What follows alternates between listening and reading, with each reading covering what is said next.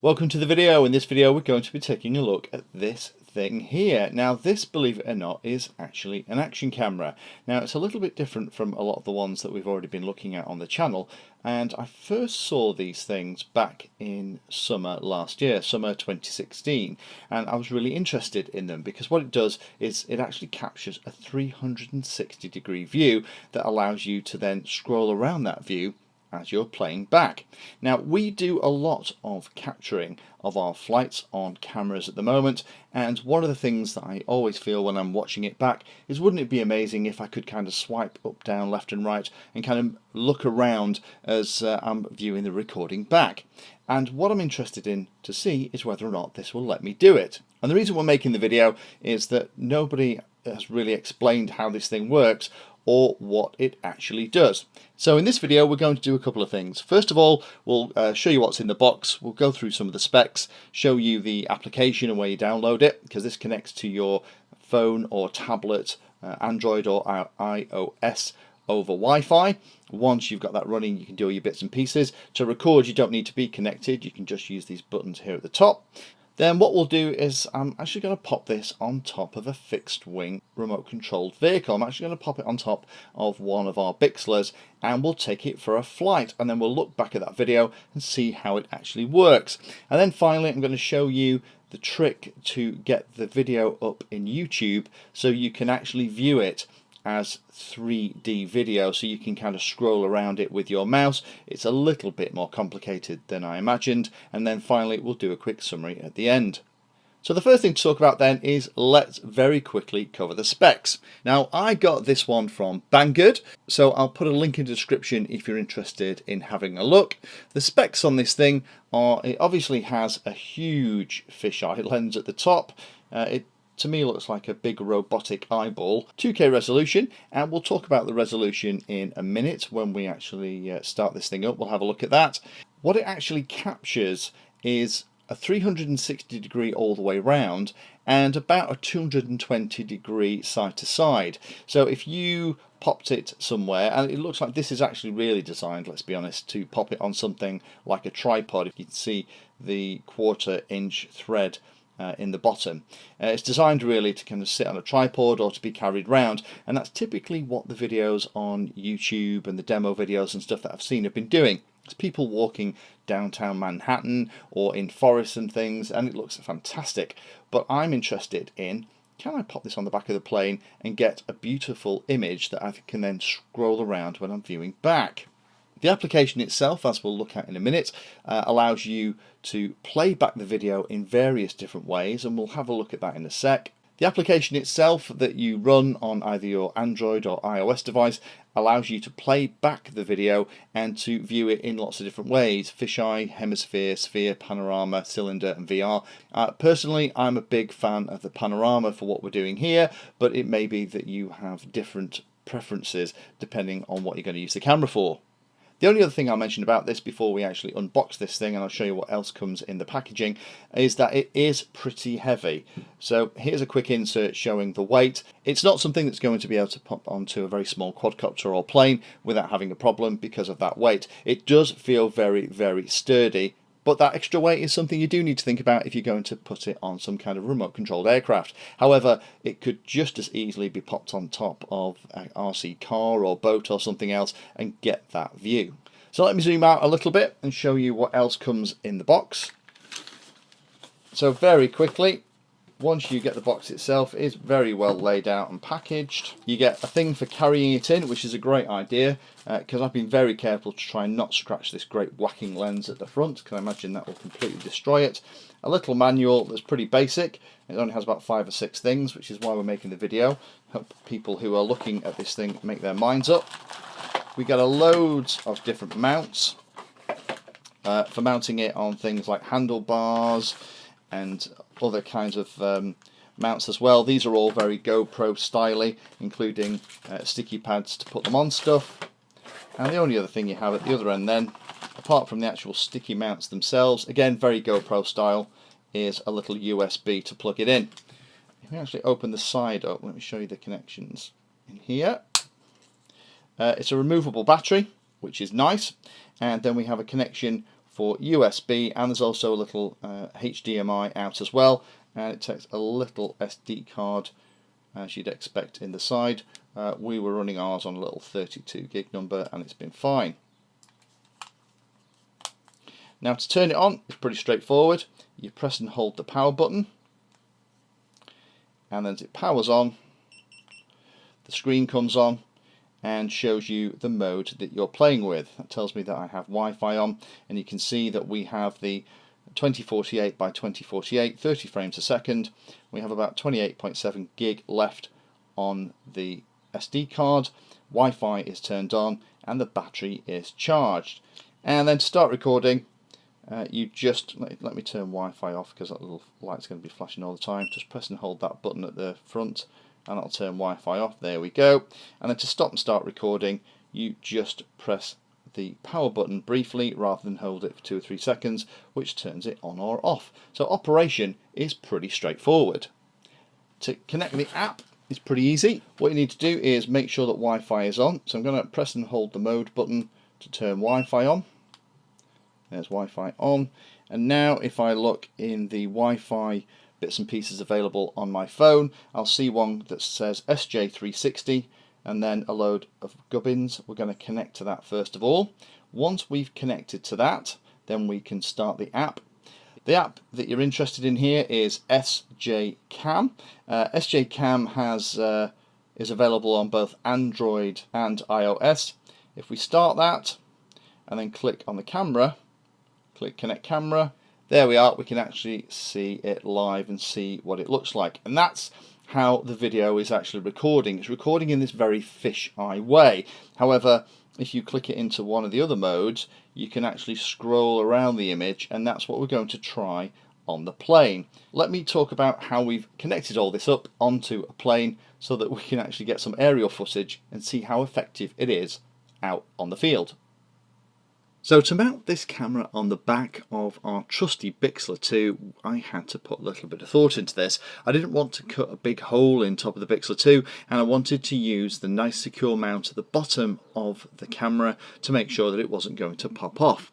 Now the other challenge we have, of course, is that because of the weight of this thing, 109 odd grams, I'm going to have to make sure that it's mounted pretty much over the centre of gravity, otherwise I'm going to have to do a lot of messing around with battery placement and potentially adding additional weights to the model as well to have the centre of gravity back where it needs to be. The answer that I came up with, which looked absolutely terrible but worked really well, was to get a little block of foam, to cut a gap out of the bottom, use a piece of balsa wood and one of the screws that we use to mount FPV monitors onto our Taranas, and to screw that all together, and then to hold it in place on top of the model with a little bit of Velcro and a couple of trusty elastic bands. And you know what? It actually works okay. So now we've got that aerial footage, let's go back to the desk and have a look at what it looks like, because unfortunately trying to view it back and show you what it actually looks like in practice is very tricky on anything but either an Android tablet or an iOS device. So to play any video on a device, it has to be held locally. You cannot connect to the device over Wi-Fi and stream the video live. You have to download it from the camera using the application. And the way you do that is you go into the photo video part, and in here, if the camera is connected, you can just click on the video and download it and save it locally to your Android or iOS machine. Now, one of the things I found was it was actually easier to just pop the card out of the camera and use something like Dropbox to get the file onto your device so you can play it. Now, the video that we shot that we're going to have a look at was shot on a very overcast day. It was a very fine, still day, but it was the middle of winter here in the UK, so unsurprisingly there isn't the nice footage of bright blue skies and clouds. It was a pretty grey overcast day, but what it does give us the opportunity is to kind of play with the video and show you what it looks like. So the video we're going to play is actually this one here. So that's me with my hand over the lens at the beginning of the video. If I clicked play, so on Playback, you by default you actually get this view here, which is just that wonderful fisheye view. Let's get it up in the air. There we are, we're flying. And these other icons here then allow you to view that video in slightly different ways. The first is to have it overlaid onto a dome, and you can kind of see it's like a virtual dome here. You can scroll around it and you can kind of look in each direction. So there's the, turn that off, there's looking back over the plane, there's looking over one wing, that's looking out the front, and there's the other wing. The other thing you can do is have something called like planet mode, where it puts the outside of the image inside, it flips the whole thing round. That's quite nice if you're looking down at the ground. The one that I really like is this one, which is the panorama. Again, this is looking over the back of the plane, so there's the tail feathers. You can just about make the props spinning there, and we can look out over one wing, we can look out at the front of the craft, and because it's such a wide aspect ratio, you can still see the edges of the wings there, so that's the view. And we're getting some weird kind of bendy artifacts because of how it's having to do the image. But it does mean that, you know what, I can actually look around as I'm flying. The last one is a cylinder, which means that the top isn't as compressed, but again you kind of get the same thing. You can kind of scroll around the image and you can see what's going on. But for me, that's probably the one that I like the best, which is looking around as a panorama. So now we've talked about that, let's talk about how you could get this video onto YouTube to try and do a similar thing within the YouTube player itself. And this is one of the things that has been a little bit frustrating about the camera. It's got a nice app for iOS, it's got a nice app for Android, but there isn't a little PC application that would let you watch it back on a decent sized screen. So let's jump onto the PC and I'll show you what you have to do in order to try and get this working. This is an example of what the video looks like when we've actually uploaded it. So if I start playing this thing, we can actually scroll around the video, but it doesn't work in exactly the right way. Let's get up in the sky, turn the volume down a little bit because you don't want to hear all that noise. You can kind of see that it will let you scroll around, and you can either use the controls, which are kind of, you know, moving it around, and there's the look over the rear tail feathers, and it's kind of trying to do what we need it to do, but really what YouTube is assuming is the center of the image, which is looking up at the sky, is the one that we're looking at, and we can look up, down, left and right. Now, to get this to work, let me just show you very quickly how we did this. It is far from perfect, but it was the way that we've kind of found in the time that we've been testing the camera to get it working. You need to go on to support.google.com/YouTube/answers61 blah blah blah. Don't worry, I'll put this link in the description. And this actually talks about using an application. So you'd have to download an app to inject some special metadata into the video before you upload it into YouTube, so YouTube knows it's a 360-degree video. I really hope as time goes by that things like YouTube and other places that allow you to share video allow you to select the kind of 360 video that you have and change the settings without all of this messing about, because unfortunately this for me is becoming a little bit of a deal breaker for using this camera regularly. So let me just show you this app. So you go to that website and you download something called the Spatial Media Metadata Injector. What a wonderful name. If you double click on that, it'll run, and then it'll ask you to open the file that you're interested in, and what we'll do is we'll find one of the videos. Let's do that one, and then you have to tell it whether or not it's a spherical 360 degree. Sadly, there isn't a setting at the moment for because our video isn't 360 degree, is it? Only goes 220 degrees side to side. It's 360 degree around, but not the other way. It's whether or not it's stereoscopic 3D and whether or not you have spatial audio. Now we say inject metadata, it'll ask you to save it. You can save that onto your desktop, and then when you upload it, it behaves in this way, and YouTube tries its best to kind of wrap it around and let you move it. But as you can see, it's far from perfect and a lot of hassle to get something that doesn't really work as well as you want it to. What I really would love is if this camera came with either a PC or a Mac application that allowed you to do what you can do on an Android or iOS device on your desktop, or even better, some kind of plugins for things like Sony Vegas and other stuff to allow you to manipulate the video in a way that works for you as part of video creation. So in summary, what do I think? Well, I do think the camera is very cool, and I think for using it for what it was originally intended for, you know, for walking around downtown Manhattan or having 360-degree views at the top of things, it's going to be very useful. In terms of remote control, I think it's less useful than I wanted it to be. Although you can get it to work, the dynamic range isn't as wide as I'd really like, but I do like the fact that I can now scroll around 360-degree views, popping it on top of a plane.